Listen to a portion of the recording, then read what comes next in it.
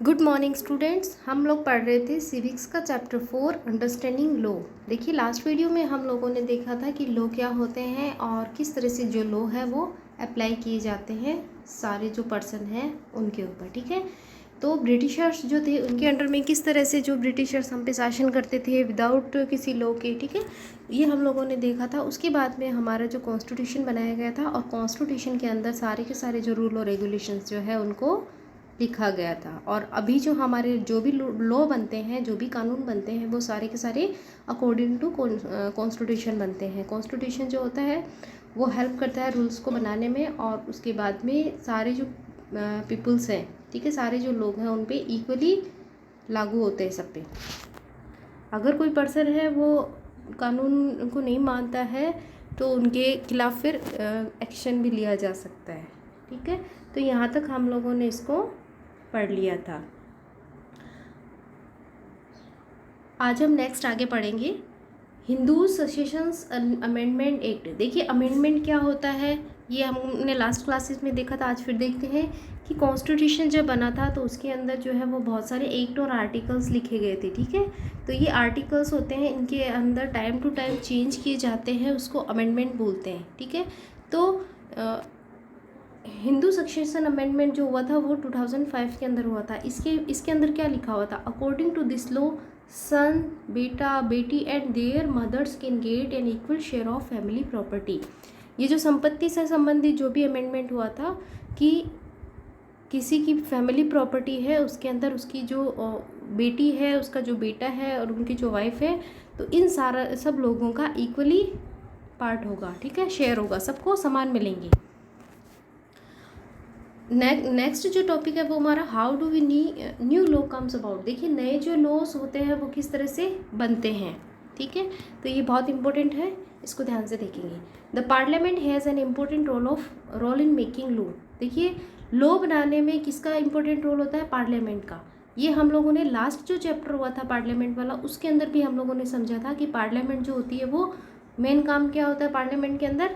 Law बनाना और उनको लागू करना। ठीक है, तो देखिए पार्लियामेंट क्या होती है, वापस से किस तरह से जो लॉ बनाती है उसको हम एक बार फिर से समझ लेते हैं। देखिए पार्लियामेंट होती है, इसके 2 हाउसेज होते हैं, लोकसभा एंड राज्यसभा। 2 हाउसेज होते हैं और एक इसका जो पार्ट होता है वो प्रेसिडेंट होता है। ठीक है, ये 3 पार्ट होते हैं, इन 3 से मिलके हमारी जो पार्लियामेंट होती है वो बनती है। तो ये जो 2 हाउस, इनके अंदर क्या होता है कि जो सारे पर्सन होते हैं वो, जैसे मान लेते हैं किसी लॉ को बनाना है। ठीक है, तो सबसे पहले वो दोनों में से किसी एक हाउस के अंदर रखा जाएगा। जो भी परफॉर्मा होगा, जो भी लॉ का, वो सारा ड्राफ्ट जो है वो एक हाउस में रखा जाएगा। उसके बाद में एक हाउस होता है, उसके अंदर काफ़ी इस पर डिबेट होती है, वोटिंग होती है, फिर ये 1 हाउस से पास होकर नेक्स्ट हाउस में जाता है। ठीक है, फिर नेक्स्ट हाउस में भी सेम प्रोसेस होती है उसकी, और दोनों हाउसेस से जब ये एग्रीली मान लिया जाता है, जो भी इसकी प्रोसेसिंग है वो कंप्लीट हो जाती है, उसके बाद में ये प्रेसिडेंट की सिग्नेचर के लिए सेंड कर दिया जाता है। और जब प्रेसिडेंट है वो इस पर सिग्नेचर कर देते हैं तो कोई भी जो बिल है, कोई भी जो ड्राफ्ट है वो लॉ बन जाता है। ठीक है, तो ये प्रोसेस होती है हमारे यहाँ पे लॉ बनने के लिए। तो इसमें इम्पोर्टेंट रोल किसका हो गया? पार्लियामेंट का, क्योंकि पार्लियामेंट के अंदर लोकसभा, राज्यसभा और प्रेसिडेंट तीनों होते हैं। An important role of parliament is to be sensitive to the problems faced by peoples। ठीक है, तो लोगों की जो भी प्रॉब्लम्स होती है ना, सेंसिटिव होते हैं, लोगों की जो भी प्रॉब्लम होती है उसके लिए एक बहुत ही रेस्पॉन्सिबल या सेंसिटिव पार्ट होता है। लोगों की जो प्रॉब्लम्स होती है ना उसको समझते हैं और उनके अकॉर्डिंग है वो कानून बनाए जाते हैं। The issue of domestic violence, घरेलू हिंसा, डोमेस्टिक वायलेंस होता है घरेलू हिंसा। ठीक है, was brought to the attention to the parliament and the process adopted for the issue to becomes the law। किस तरह से जो है ना लोगों को टॉर्चर किया जाता है, वायलेंस किया जाता है, तो इसके लिए भी गवर्नमेंट जो है उन्होंने लॉ बना रखा है। ठीक है, पार्लियामेंट के अंदर। The protection of womens from domestic violence act 2005। देखिए इसको अंडरलाइन करना है आपको कि डोमेस्टिक वायलेंस एक्ट कब बना था, ये क्वेश्चन सीधा सीधा पूछा जा सकता है। डोमेस्टिक वायलेंस एक्ट बना था 2005 के अंदर। देखिए कोई भी जो इंसान होता है ना, उसको फ्रीली रहने का राइट होता है, अधिकार होता है कि वो आराम से अपनी मर्ज़ी से रह सकता है। लेकिन जो महिलाएं होती है ना, उनके साथ में बहुत ही भेदभाव वाला व्यवहार किया जाता है, और इसी वजह से लोग जो होते हैं ना, उनके साथ में गलत व्यवहार करते हैं, ठीक है। तो जो घरेलू हिंसा होती है, ठीक है, उनकी मार पिटाई भी हो जाती है। तो इस वजह से जो महिलाएं हैं, उनको प्रोटेक्शन देने के लिए, उनकी डिग्निटी को बनाए रखने के लिए हमारी जो गवर्नमेंट है, उन्होंने एक्ट बना रखा है। अगर कोई इस तरह की घटना करता है तो फिर पुलिस उसको पकड़ के ले जा सकती है। ये हमारे कॉन्स्टिट्यूशन में लिखा गया है। Was implement to protect from women from being abuse and injured by male, ठीक है। तो लोग जो होते हैं ना, मार पिटाई करते हैं महिलाओं के साथ में, तो इस तरह की अगर उनको परेशान करते हैं, मार पिटाई करते हैं, तो इसके लिए फिर वो कोर्ट में जा सकते हैं। और इसके लिए जो कानून बना हुआ है वो डोमेस्टिक वायलेंस एक्ट 2005 है।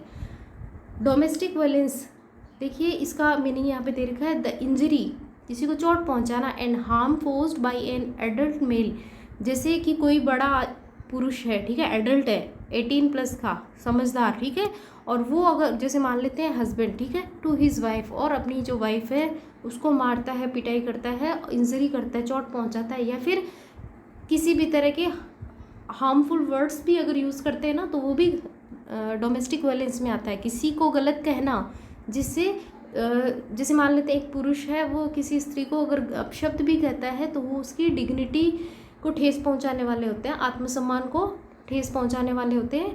तो इस वजह से वो भी एक वायलेंस का ही पार्ट होता है, ठीक है।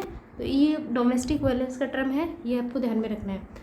The role of citizens is crucial in helping parliament frame different concern the peoples might have into laws। तो जो citizens जो होते हैं ना, इनका रोल्स होता है कि अलग अलग तरह के जो रूल्स बनाए जाते हैं, क्योंकि देखिए जो सारे रूल्स और होते हैं ना, कानून, ये सारे जनता को ध्यान में रख के ही बनाए जाते हैं।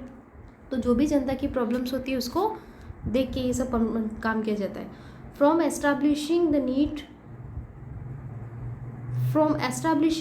Need for a new law, देखिए नया जो लॉ है उसकी नीड क्यों होती है, it's being passed to every stage of the process of voice of the citizen is a crucial elements which make the work of parliament more accessible and transparent.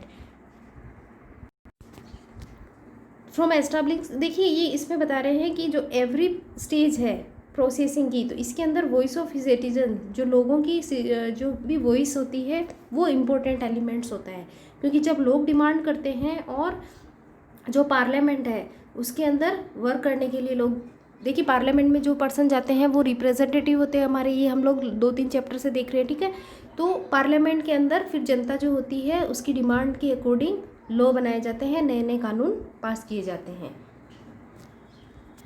Unpopular and controversial laws, देखिए unpopular, कभी कभी कुछ law ऐसे होते हैं जिनका लोग जो है वो विरोध भी करते हैं, ठीक है। कंट्रोवर्सी हो जाती है कि एक पक्ष जो होता है वो उसके फेवर में होता है, एंड अदर जो लोग होते हैं ना वो इसके फेवर में नहीं होते हैं, ठीक है, अपोजिशन वाले पार्ट में होते हैं। तो ये बहुत ही कंट्रोवर्सी तैयार करते हैं।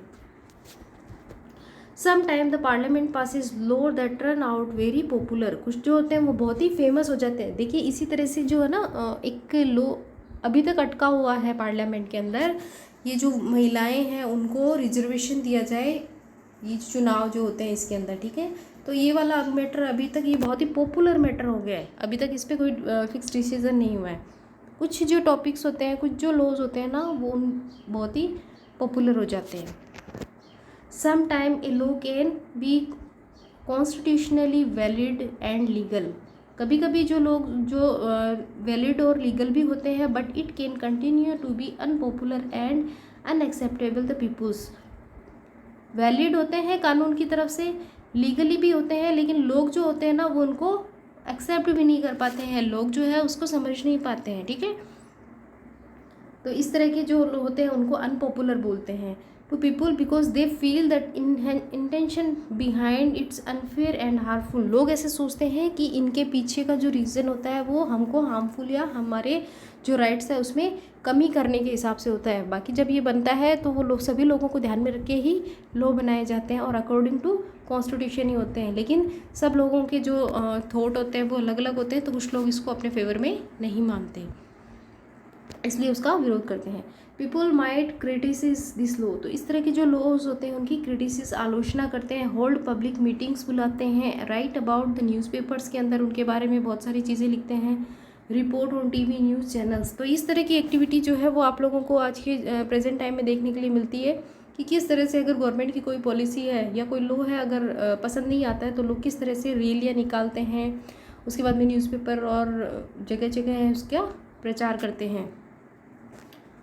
इन ए डेमोक्रेसी के अंदर citizen can express their unwillingness, देखिए लोग जो होते हैं ना अपनी जो इच्छाएं और भावनाएं होती है ना उनको बता देते हैं, एक्सप्रेस कर सकते हैं कि ये चीज़ हमको पसंद है, ये चीज़ हमको पसंद नहीं है। To accept repressive law form by the parliament, कि जैसे किस तरह से पार्लियामेंट में जो लॉ बना है वो हमारे हित में नहीं है या हम उसके फेवर में नहीं है। तो इस तरह से डेमोक्रेसी में जो लोग होते हैं ना उनको ये चीज़ बताने का राइट होता है। When a large number of peoples begin to feel that a wrong law has been passed, बहुत सारे जब लार्ज नंबर मतलब ज़्यादा संख्या में जब लोगों को ये पता होता है या ये महसूस होता है कि ये जो बिल हुआ है वो गलत पास हो गया, then there pressures on the parliament to change, तो पार्लियामेंट के अंदर जब इसका काफ़ी विरोध होता है और ज़्यादा संख्या में जब लोग इसका विरोध करने लग जाते हैं तो पार्लियामेंट के जो लोग हैं वो इसको फिर से चेंज करने पर विचार कर सकते हैं। ठीक है, क्योंकि जो भी लॉज वगैरह बनाए जाते हैं वो जनता के फ़ायदे के लिए और जनता जो है वो उनको फेवर करे, इसी को ध्यान में रखकर बनाए जाते हैं। If the laws favour one group, अगर कोई भी जो लॉ है वो वन ग्रुप को ही फेवर कर रहा है एंड डिसग्रेडेड द अदर, और दूसरे जो है उसको मतलब पसंद नहीं कर रहे हैं, it will be controversial and lead to conflict, तो ये कॉन्ट्रोवर्शी हो जाता है, विवादपूर्ण जिसको बोलते हैं, एंड लीड टू कॉन्फ्लिक्ट, और कॉन्फ्लिक्ट का कारण बनता है। ठीक है, तो दो जो ग्रुप होते हैं उनके बीच में तनाव का कारण बन जाता है। ठीक है, पीपल्स हु थिंक, लोग जो सोचते हैं that the law is not fair, कि लॉ जो है वो फेयर नहीं है, can approach the court to decide, और इसके लिए फिर वो कोर्ट में भी चले जाते हैं। ठीक है, जो हमारा यहाँ का सबसे बड़ा कोर्ट है सुप्रीम कोर्ट, तो कुछ लोग जो होते हैं अगर उनको ऐसा फील होता है तो वो सुप्रीम कोर्ट में जाके भी इसके लिए अप्रोच कर सकते हैं। The court has the power to modify, court जो है उसके पास पावर होती है इसको मॉडिफाई करने की, मतलब इसमें कुछ संशोधन करवाने की, चेंजेस करवाने की, और कैंसिल लॉ, और लॉ को कैंसिल भी करवा सकता है इफ़ इट इज़ फाइंड, अगर ये पाया जाता है that they didn't adhere to the constitution, कि ये कॉन्स्टिट्यूशन के अकॉर्डिंग नहीं है या फिर जो ज़्यादा नंबर में जो पब्लिक है उसके फ़ायदे के लिए नहीं है, तो कॉन्स्टिट्यूशन को चेंजेस लॉ जो है उसको में चेंजेस भी करवाए जा सकते हैं। In India role of citizens does not end with electing representative, देखिए इंडियन के जो सिटीजन्स हैं ना उनका रोल ओनली रिप्रेजेंटेटिव को सेलेक्ट करने तक ही सीमित नहीं है, कि जब वोट होता है तो हम लोग वोट कर देते हैं और उसके बाद में हमारी पावर ख़त्म हो जाती है, इतना ही नहीं है। हमारे जो इंडियन कॉन्स्टिट्यूशन है और इंडियन जो सिटीजन्स है उनको बहुत सारे जो पावर मिले हुए हैं या बहुत सारा इम्पोर्टेंट रोल है उनका। दे ऑल्सो एनालिसिस, ये एनालिसिस करते हैं, जांच कर सकते हैं, to work done by MPs, जो भी एमपीज़ सेलेक्ट होके जाते हैं वो काम कर रहे हैं नहीं कर रहे हैं इसका एनालिसिस भी करते हैं, एंड क्रिटिसाइज देयर एक्शन, और उनके जो भी काम है उनकी आलोचना भी कर सकते हैं, अगर वो अच्छा काम नहीं करते हैं तो क्रिटिसाइज़ करते हैं उनको। इफ़ नीडेड, अगर ज़रूरत पड़ती है, therefore it is stated that peoples in a democratic country have the right to protest against the unjust law. ठीक है, तो यहाँ के जो लोग हैं डेमोक्रेसी कंट्री के अंदर जो लोग होते हैं ना उनको ये राइट होता है कि वो अनजस्ट लॉ, मतलब जो उनके जस्टिस के लिए नहीं होता है, उनको न्याय नहीं देने वाला होता है, तो ऐसे लॉ से वो प्रोटेस्ट कर सकते हैं, उनके खिलाफ जाके वो अपने आप को बचा सकते हैं। अब देखिए ये जो पूरा चैप्टर था ये इसका कंक्लूज़न दे रखा है कि लॉ किस तरह से बनते हैं और जो लॉ होती है उसकी मतलब क्या ज़रूरत होती है, किस तरह से वो हम पे वर्क करते हैं, और जो पब्लिक है उसका किस तरह से रोल है लॉ के अंदर। तो ये सारा जो चैप्टर था ये पढ़ा। अब इसका कंक्लूज़न क्या निकल रहा है कि इट इज़ एक्सटेंड, ये बढ़ा सकता है, एक्सटेंड कर सकता है the involvement and enthusiasm of peoples, की लोगों की जो भी इन्वॉल्वमेंट है, किस तरह से जो लोग हैं उनका योगदान होता है, that help parliament perform, parliament जो भी परफॉर्म कर रही है उसके अंदर जो लोग हैं उनका योगदान किस तरह से हो सकता है, perform it's the representative functions properly, जिसकी वजह से पार्लियामेंट के अंदर इनके जो रिप्रेजेंटेटिव है वो अपने फंक्शंस को प्रॉपरली परफॉर्म करें, जो भी सारे सिलेक्टेड मेंबर हैं वो अच्छे से वर्क करें। इसके लिए जो जनता है, पब्लिक है, उनका जो है वो एक्सटेंड रोल है, उनको ध्यान में रखना होता है कि किस तरह से हमारे जो एमपीज़ है वो वर्क कर रहे हैं या नहीं कर रहे हैं, और जो लॉ बनाए जा रहे हैं वो हमारे फेवर में है या नहीं है।